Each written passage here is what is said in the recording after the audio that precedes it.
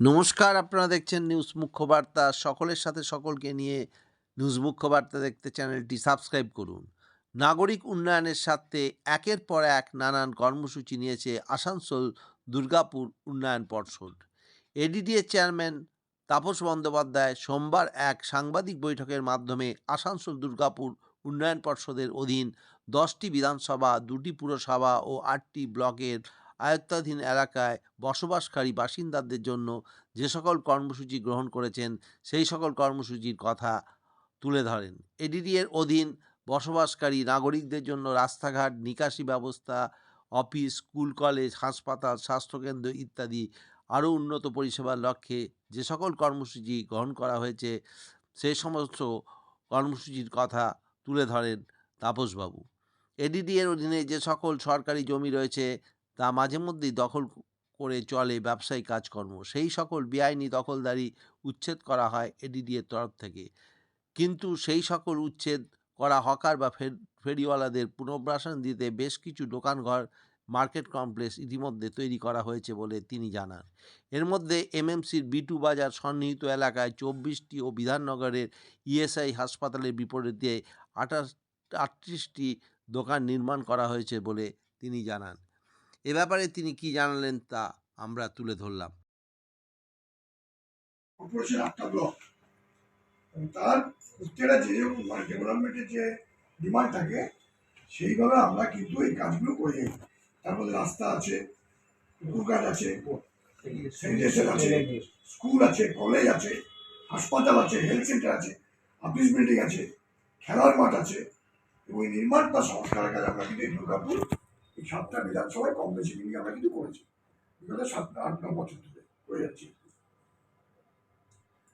এর মধ্যে আমাদের একটা মধ্যেকার আমাদের কিছু কিছু সরকারি জমি রক্ষা করতে হয়।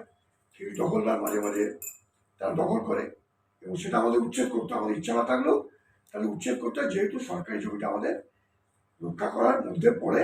আমরা একটা কেয়ারটেকারের মধ্যে যেরকম আমাদের দায়িত্বের মধ্যে পড়ে আমরা উচ্ছেদ করি। এবং রাস্তার পাশে হকার হকার এমন এমন জায়গায় বসে পড়ে সাধারণ মানুষের যে অধিকার, সে যে হাঁটা চলার করার অধিকার, সেই অধিকারটা কিন্তু লঙ্ঘিত হয়। আমরা একটা নতুন জিনিস ভেবেছি, যাদের আমরা উচ্ছেদ করেছি তাদের জন্য আমরা বিভিন্ন মার্কেট কমপ্লেক্স তৈরি করছি। তার মধ্যে এমএমসি বিটু বাজারের সামনে আমরা 24টা করেছি, অলরেডি কমপ্লিট হয়েছে এবং আমরা যারা অরিজিনাল ছিল তাদের চাবি হস্তান্তর করেছি। বাকি যেগুলো বেঁচে আছে সেগুলো আমরা স্থানীয় মানুষদের মধ্যে, ওয়ার্ডের মানুষদের মধ্যে আমরা লটারি করে দেওয়ার সিদ্ধান্ত নিয়েছি এবং আমরা লটারি করার পর তার ভেরিফিকেশনের জন্য আমরা কর্পোরেশনে পাঠাবো। তিনি ওটা আরও ডবল চেক করে সেটা আমাদের কাছে পাঠালে আমরা সেটাও দিয়ে দেবো। রেস্ট যে ঘরগুলো আছে বিটু বাজারে আর ইএসআই হাসপাতালের উল্টো দিকে আমরা 38টা দোকান নির্মাণ করছি। এটা আগামী দিনে এলাকার মানুষের মধ্যে, নির্দিষ্ট এলাকার মধ্যে তার অর্থনৈতিক অবস্থা দেখে তাদের মধ্যে বিলি করা হবে। আর সাউথ সিটি জিটি রোডের মধ্যে দিশা হাই স্কুলের সামনে আমরা 1,19,17,290 টাকা ব্যয় একটা মার্কেট কমপ্লেক্স তৈরি করা আমরা প্ল্যান করেছি। ওটাও আমরা তার টেন্ডার টাকা হয়ে গেছে।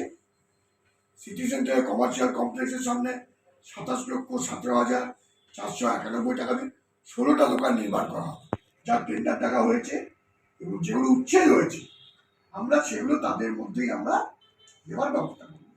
যারা উচ্ছেদ হয়েছে তাদের লিস্ট আমাদের কাছে আছে, ওগুলি আমি কোনো সমস্যা হবে এটা শেষ হয়েছে। মেন যেটা আমরা কিছু উল্লেখযোগ্য কাজ দুর্গাপুরের সর্বস্তরের মানুষের জন্য আমরা হাতে নিয়েছি, যেগুলোর যেমন ডিয়ার পার্ক মোড় থেকে ডিবিসি মোড় অব্দি শহীদ ক্ষুদিরাম সহানি সভায় 6,51,00,000 টাকায় যার ওয়ার্ক অর্ডার আমরা দিয়ে দিচ্ছি অলরেডি। রাস্তা ডবল লেন হবে, পন্ডিত রঘুনাথ মুর্মু সহানি হেমশিলা স্কুলের সামনে দিয়ে গেছে সেই রাস্তার সংস্কার 1,10,00,000 টাকা টেন্ডার প্রসেসে আছে। ইন্ডিয়ান রিজার্ভ ব্যাটালিয়ান বিধাননগর ক্যাম্পাসে পূর্ব দিকে একটা হাইডেল নির্মাণ করতে হবে, যার জন্য আমরা 48,75,000 টাকা আমরা ধার্য করছি, যার ওয়ার্ক করা দিয়ে দেওয়া হয়েছে। বামুনারা ইন্ডাস্ট্রিয়াল এরিয়া দীর্ঘদিন ব্যবসায়ীদের দাবি ছিল রাস্তা নিকাশি ব্যবস্থার জন্য আমূল সংস্কার। 16 কোটি টাকা আমরা ধার্য করেছি, তার টেন্ডার প্রসেসে আছে। ওদের পাশে যে মনে আছে বারবার মিটিংয়ে পাড়াগঞ্জ চেম্বার থেকে বলতো যে আমাদের ড্রেন এবং তারপরে স্ল্যাব দেওয়া, আমরা সেইটা 2,49,00,000 টাকা করে আমরা ওয়ার্ক অর্ডার দিয়ে দিয়েছি। আচ্ছা, দুর্গাপুর এসআই এরিয়ার নার্সের এভিনিউ আর ইন্ডাস্ট্রিয়াল রাস্তাগুলো সংস্কার, দুপাশে ড্রেন, 1,44,00,000 টাকা আমরা ওয়ার্ক অর্ডার দিয়ে দিয়েছি। জাকির হোসেনের আপনার আটারি রোডগুলো, শাখা রাস্তাগুলো সংস্কার, ড্রেন নির্মাণের জন্য 84,06,000 টাকা আমরা ওয়ার্ক অর্ডার দিয়েছি।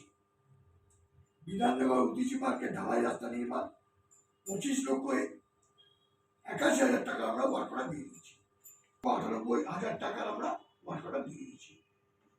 এই কাজগুলোকে 80% ওয়ার্ক অর্ডার দিয়ে দেওয়া হয়েছে, আর 20% আপনার টেন্ডার প্রসেসে আছে, যেগুলো আগামী 10-15 দিনের মধ্যেই আমরা আশা করছি টেন্ডার ম্যাচিওর হয়ে ওই কাজগুলো শুরু হয়ে যাবে।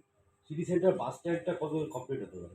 সিটি বাস স্ট্যান্ডটা তো যেহেতু আমাদের এসবিএসটিসি কিছুটা কাজ করছে, আমরা করছি, বাকিটা কিছু কাজ আছে আমরা বাকিটা দেখবো। না, ওখানে দখলগুলো আবার পুনর্বাসন পেয়ে গেছে। এই 15 বছর পাইনি, যারা প্রথমে দখল ছিল তারা দোকান করে দিয়েছি, আবার কিছু কিছু লোক বসছে, কিন্তু সেই দোকানটা ভাড়া দিয়ে আবার ফুটপাতে না রয়েছে, সেইটা আমরা সার্ভে করতে দিয়েছি। কিছু একটা এরকম অনেক আছে। যারা দোকান নিচে ওখানে বসছে, তা তো ওই দোকানটাও নেবো, এটাও উচ্ছেদ করবো। এইরকম যদি পাই আমরা এনকোয়ারি করতে দিয়েছি।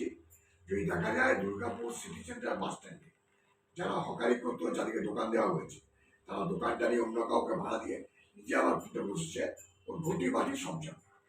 দুটো জিনিস জিজ্ঞেস করবো। একটা হচ্ছে হিমশিলা থেকে যেটা এলডি গেস্ট হাউস পর্যন্ত রাস্তাটা, এটা কি একটু চড়া হওয়ার কিছু পরিকল্পনা বলেছে তাকে আমরা শিফট করে রাস্তাটা করা, এটা আমরা প্রসেসে আছি। ওই জায়গাটা একটা অবস্ট্রাকশন হয়েছে তো ওইখানে ওর বাড়িটা কোথাও যদি আমরা কোনোভাবে শিফট করতে পারি, তাহলে আমরা রাস্তাটা করতে পারবো, এবং সেই প্রসেস আমরা করছি। আজকে আরেকটা বলি, শিয়া আবাসনের ওখানে যেখানে আপনার প্রভিডেন্ট ফান্ডের নতুন কলোনি হয়েছে, হাউসিং প্রজেক্ট হয়েছে বিধাননগরে, সেইখানে আমাদের প্ল্যানিং এ ছিল, ওখানে আমরা জমি দিয়েছি, ওকে বাড়ি করতে পারছি না, ওইখানে নতুন রাস্তা আমরা আজকে তার শিলান্যাস করে এলাম। দুর্ভাগ্যক্রমে পাশেই আবার সেই ঘুমটি করে ঘুমটি মানে বাসের দরমার বেড়া দিয়ে ভেতর দিকে কিন্তু বিগ বাজারের সামনেটা খালি করলেন, আবার সেই তো দোকান বসে সামনে রাস্তায় করছে। রাস্তায় একটা বিষয় ক্লিয়ার করো, সেটা হচ্ছে যে এই যে পার্কিং নিয়ে মানুষের মধ্যে নানা বিভ্রান্তি। কেউ বলছে যে একে পার্কিং এর দায়িত্ব দেওয়া হয়েছিল, পরে এনডিএ থেকে সেই পার্কিং এর দায়িত্ব তার কাছে তুলে নেওয়া হয়, কিন্তু এখনো তাদের ছেলেগুলো বিভিন্ন পার্কের সামনে বিভিন্ন জায়গায় জোর করে পার্কিং আদায় করছে। পরিষ্কার করে বলো যে পার্কিং কাকে হয়েছে এবং কি। আমরা পার্কিং তুললি ভাই, যাকে পার্কিং দেওয়া আছে এই আমরা পার্কিংটা দিয়ে রেখেছি, এবং সে তুলছে, কিন্তু তার বিরুদ্ধে প্রচুর অভিযোগ, বুড়ি বুড়ি অভিযোগ। নো পার্কিং, যে পার্কিং 10 টাকা নেওয়া করে সে 30 টাকা নিচ্ছে। আমরা যে অভিযোগ পাচ্ছি না তা নয়, পার্কিং এর জায়গায় দোকান, আমরা যে অভিযোগটা পাচ্ছি না তা নয়, তার বিরুদ্ধে আমি অন রেকর্ড বলছি প্রচুর অভিযোগ তার বিরুদ্ধে জমা পড়ছে। তাকে আমরা 2বার নোটিশ করেছি, প্রশান করেছি যে আপনার বিরুদ্ধে অভিযোগ জমা পড়ছে, আপনি এটা ঠিক মতো নিজেকে চালান ব্যবস্থা করুন। তো আমরা দেখছি পরবর্তী পদক্ষেপ কি নেওয়া যায়।